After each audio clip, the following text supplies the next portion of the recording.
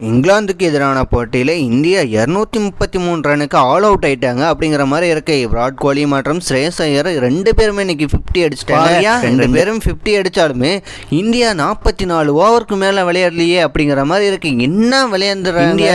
விராட் கோலியும் சரி, ரோஹித் சர்மாவும் சரி, இன்னைக்கு என்ன அப்படி அடிச்சாங்க அப்படிங்கிற மாதிரி. ரோஹித் டெஸ்ட் மேட்ச் விளையாண்டுட்டு இருக்க, டெஸ்ட் மேட்ச்ல தான் ரிட்டையர் ஆயிட்டியா, அப்புறம் ஏன் இப்படி விளையாண்டுட்டு இருக்கிற மாதிரி இருக்கு. 47 பால்ல வெறும் 26 ரன் தான் அடிக்கிறாரு ரோஹித் சர்மா அப்படிங்கிற மாதிரி இருக்கு. பவுலிங்ல பாத்தீங்கன்னா செம்மையா கலக்கிட்டாங்க அப்படிங்கிற மாதிரி இருக்கு. சோப்ரா வச்சுரும் சரியா, அட்கின்ஸ் ரெண்டு பேருமே 3 விக்கெட் அடிச்சு கலக்கிட்டாங்க அப்படிங்கிற மாதிரி இருக்கு. இந்தியாவை பந்தாடிட்டாங்க அப்படிங்கிற மாதிரி இருக்கு. சரி, இன்னைக்கு என்னாச்சுன்னு முழுசா பார்க்கலாம் வாங்க. டாஸ் வின் பண்ணி இங்கிலாந்து பவுலிங் போட்டாங்க. போன மேட்ச் தான் நான் ஏமாந்துட்டேன், இந்த மேட்சுமா ஏமாறுவேன் அப்படிங்கிற மாதிரி இல்ல இருக்கு. பண்ணி உஷாரா இன்னைக்கு பவுலிங் போட்டாங்க, அதுக்கேற்ற மாதிரி இன்னைக்கு சூப்பரா போட்டாங்க அப்படிங்கிற மாதிரி ஒழுங்காவே ஃபீல்டிங் பண்ணல அப்படின்னு சொல்ற மாதிரி தான் இருக்கு. ரோஹித் சர்மா அதிரடியா விளையாடினாலும் பொறுமையா நிதானமா விளையாண்டுட்டு இருந்தாரு. அடிச்சாரான்னு கேட்டீங்கன்னா இல்லைங்க, ஒரு 6 ஒரு 4 தான் அடிச்சாங்க அப்படிங்கிற மாதிரி இருக்கு. 47 பால் விளையாண்டு வெறும் 26 ரன் மட்டும் அடிச்சு அவுட் ஆயிட்டாரு அப்படிங்கிற மாதிரி இருக்கு வில்ஜாக்கு அப்படிங்கிற மாதிரி இருக்கு. அடுத்ததாக சுமன் கில் இன்னைக்கு என்ன பண்ணாரு, விளையாண்டாரு ஆனா 30 ரன் அவுட் ஆயிட்டு வெளியேறிட்டாரு அப்படிங்கிற மாதிரி இருக்கு. விராட் கோலி 65 ரன் அடிச்சாரு. அடே பாடுறா, விராட் கோலி சொதப்பிட்டாரு, 5 ரன் ஆனாரு. ஆனா இந்த மேட்ச் கலக்கிட்டாரு அப்படிங்கிற மாதிரி இருக்கு. ஒரு 50 கம்ப்ளீட் பண்ணி அதிரடியாக விளையாடலாம், இனிமேல் இங்கிலாந்து அடிச்சு துவைச்செய்யலாம் அப்படின்னு நினைக்கும் போது 65 ரன்லேயே அவுட் ஆயிட்டாரு அப்படிங்கிற மாதிரி இருக்கு.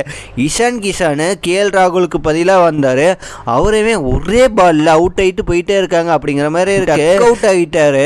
அட கடவுளே, இந்தியா இப்படி மோசமாக விளையாடுவோன்னு கொஞ்சம் கூட எதிர்பார்க்கல அப்படிங்கிற மாதிரி இருக்கு. பின்னாடி வந்த ஸ்ரேயஸ் ஐயரும் விராட் கோலியும் பயங்கரமான பார்ட்னர்ஷிப் போட்டு விளையாண்டுட்டு இருந்தாங்க அப்படிங்கிற மாதிரி இருக்கு. அதிரடியான ஆட்டத்தை காமிச்ச ஸ்ரேயஸ் ஐயர் அவரும் ஒரு 50 கம்ப்ளீட் பண்ணிட்டாரு. 66 ரன் அடிச்சு இவருமே அவுட் ஆயிட்டாரு அப்படிங்கிற மாதிரி இருக்கு. அக்சர் பட்டேலும் போன மேட்ச் நல்லா விளையாண்டாங்க, ஆனா இந்த மேட்ச்ல நம்ம சொதப்பிட்டாங்க அப்படிங்கிற மாதிரி இருக்கு. வாஷிங்டன் 2 ரன்லையும் அக்சர் பட்டேல் 1 ரன்லையும் சிவம் தோபே டக் அவுட் ஆயிட்டாரு அப்படிங்கிற மாதிரி இருக்கு. அடுத்த விக்கெட்டுகளை விட்டு இந்தியா தடுமாறி விளையாண்டுட்டு இருந்தாங்க அப்படிங்கிற மாதிரி இருக்கு.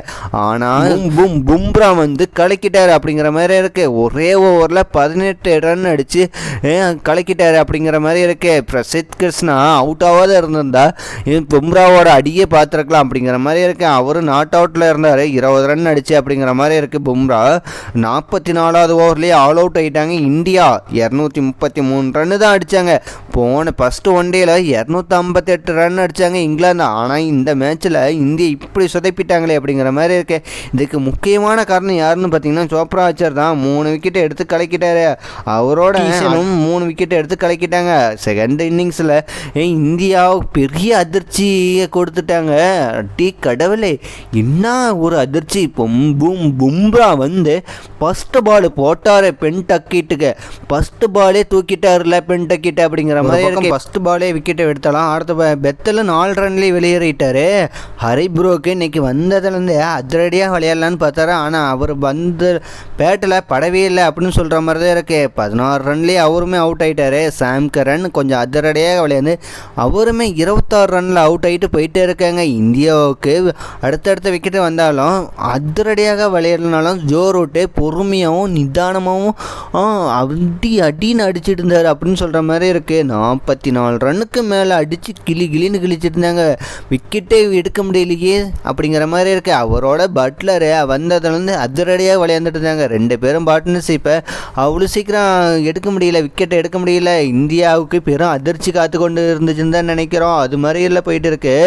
ஆமாங்க, இதை பற்றி நீங்கள் என்ன நினைக்கிறேன் கமெண்ட் பண்ணுங்கள். தேங்க்யூ மக்களே.